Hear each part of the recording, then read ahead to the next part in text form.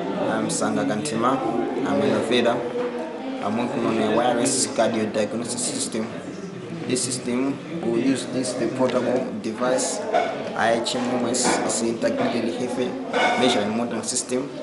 It has two methodologies, one for electrocardiogram and the auscultation.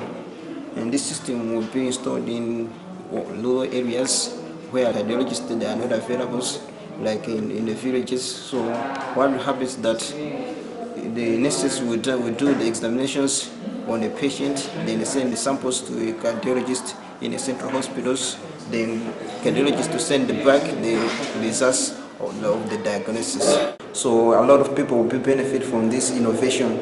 Right now I'm working on the software. Hardware part is done, but we're working on the software to send the samples through like a mobile app. So diagnosis will be very simple. So even we have a few cardiologists, but we still can diagnose some people in the remote areas, and the risk of the deaths will be very low.